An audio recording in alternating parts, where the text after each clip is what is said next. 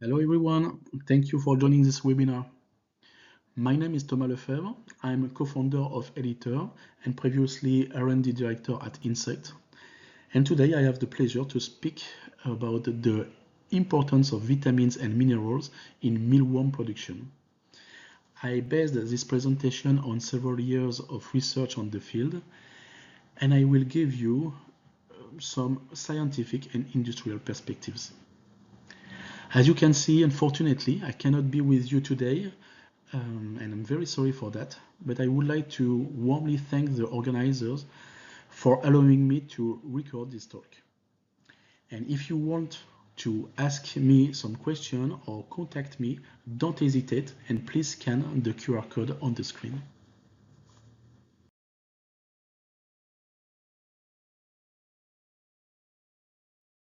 To begin, I'd like to address a simple question, but still very debated among the mealworm producers. Is wheat bran really the best diet for yellow mealworms? And we know it's true that wheat bran has many advantages. It's relatively inexpensive, it's easily available, a valuable byproduct from the milling industry that aligns with insects' natural feeding habits. So it's mainly used by mealworms producers. But nutritionally speaking, we can do much better.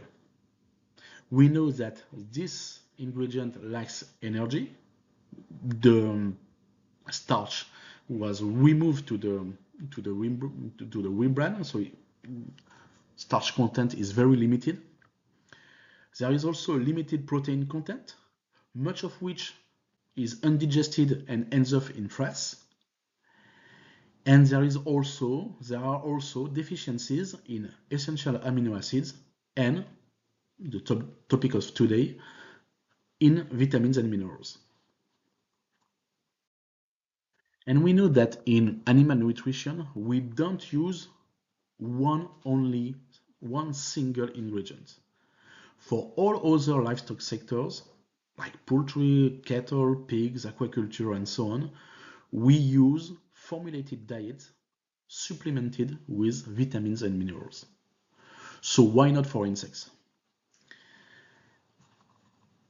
Especially as we can combine nutritional performances with the philosophy of the insect sectors, which is to valorize byproduct or wastes.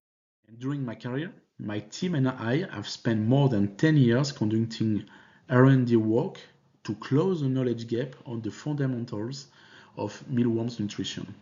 The goal and the achievement was to formulate a simple, high-performing diet on both physiological and economical indicators.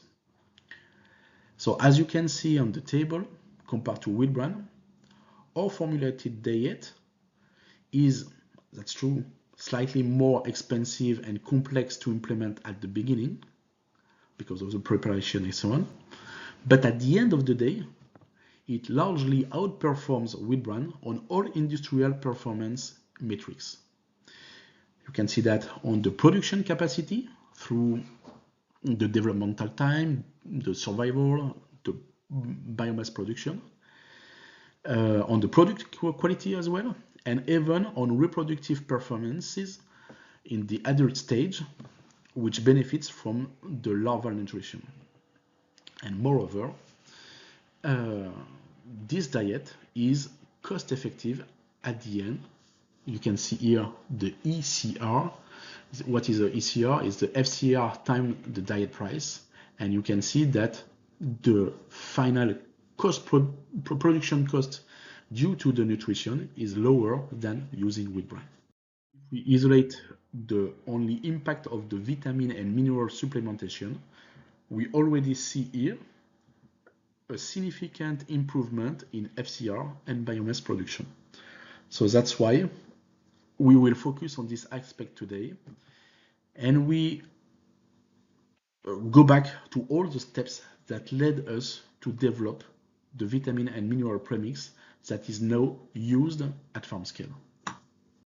For the first step, everything started with a deep dive into the scientific literature. And we are very lucky because for this topic, we have access to dozens of articles written by pioneers in insect nutrition.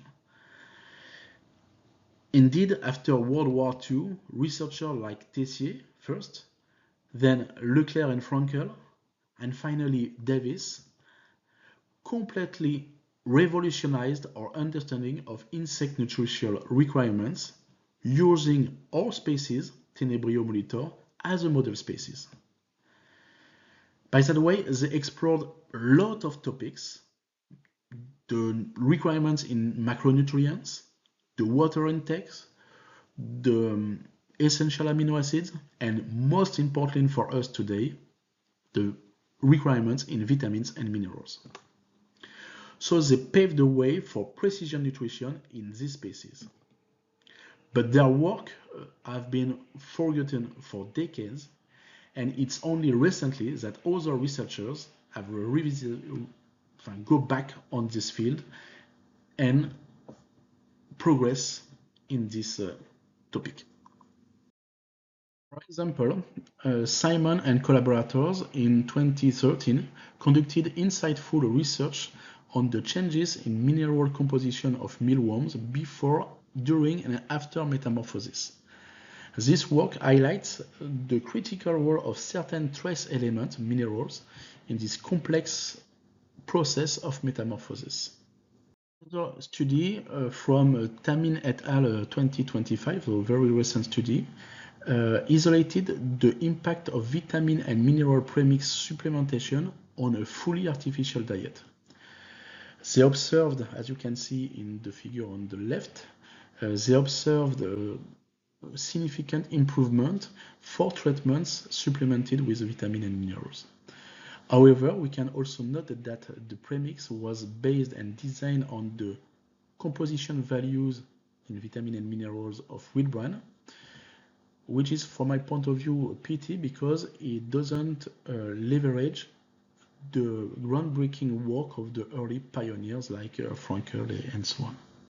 So what we did is compiling all the studies on the topic and summarizing everything in figures like this one, where we can distinguish necessary and not necessary nutrients for Tenebrio molitor.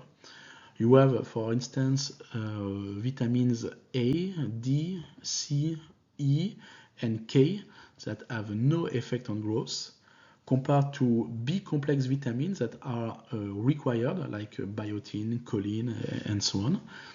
You can note also the presence of carnitine, which is actually not a vitamin, but it was considered as it when Frankel discovered it in Tenebrio molitor. And you have the minerals, like for instance the calcium, where the calcium levels are dependent to their ratio with potassium. And on the left you have the table with the indication of the optimal range and optimal values for the different nutrients. Based on this knowledge, we decided to develop a vitamin and mineral premix specifically designed for Tenebrio molitor. And to do this properly, it was important for us to work with companies like MG2 Mix, which are experts in premix formulation. So what is a premix? A premix is a concentrated blend of essential micronutrients precisely dosed to prevent deficiencies and improve performances. And the important word here is precisely. That's why we need a professional to do that. So for a premix to be effective, we need, of course, vitamins. The vitamins must be protected to prevent degradation. We have selected trace elements to avoid contamination, like heavy metals and so on. There is limestone carrier to ensure perfect homogeneity, clay to capture residual moisture and prevent clumping, and finally antioxidants to extend shelf lives. So I really recommend to work with a professional to when you have an experiment using premix or focusing on vitamin and minerals. Our approach to design our own premix was divided into two steps. The first steps consist in a preliminary screening where we tested 22 commercial premixes originally designed for poultry and select only one based on its physiological and economic performance. And this premix served as a foundation for optimization. So the second step was a step of optimization through an experimental design where we tested 10 premixes or premix variation with different levels of vitamin, trace elements, and minerals. Actually, we group these nutrients into three categories. The accessory vitamins, like the vitamin A, D3, E, K3, and a category for the core group, where we find the B vitamins, the essential minerals, and the methionine. And finally, a third category for trace elements like sulfur, copper, manganese, selenium, and iodine.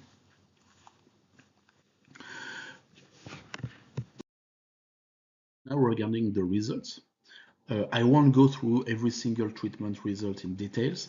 Instead, I've synthesized the statistically significant indicators showing the impact of each nutrient group. And the results clearly show that the core group, the B vitamin and the essential minerals, has a significant effect on FCR and biomass production as expected, while accessory vitamins and trace elements show no significant impact on rearing performances. These results allow us to fine-tune our formulation, removing the accessory vitamins and trace elements from the premix used as a basis, and so reduced the cost of this premix. If we zoom on biomass production here in fresh weight, the results are particularly revealing. We clearly observe here, for instance, that high magnesium levels have a detrimental effect on rearing performances. And it was quite surprising because in other animal species, such as poultry or pigs, magnesium is often associated with improved performance, particularly due to its role in antioxidant status or enzymatic activities. So this discovery raises the question of should we rethink how we fill the premix with the limestone carrier? Perhaps it's necessary to use an alternative to it. If we focus now on feed conversion ratio in dry matter here, we can see that the trends are similar, but with even greater disparities for minerals and calcium. And for calcium, for instance, we can see a slight trend. Could be interesting for further investigation, especially because we know that it could exist some interaction between calcium and other minerals. So these results confirmed that targeted and adapted supplementation in vitamin and minerals is a key for optimal performance. And to conclude, please allow me some words about the project I'm currently leading called Eliter. It's completely related to what we have discussed today during this presentation, because Eliter is all about putting our expertise built over the 10 past years in research and development at the service of the insect industry, and particularly to the mealworm producers, by providing them support on first genetics, but also nutrition and health, and even engineering. You know, after insect bankruptcy, there was a real risk that these years of research and progress could disappear entirely. So it was and it is very important for us to preserve and share the accumulated knowledge and to support producers in optimizing their farms and reducing their cost. You know, the insect industry is facing some troubles, and needs a structure and consolidation, and we want to take our part in the insect industry upswing. So thank you for your attention. If you want more information, please contact me. Thank you.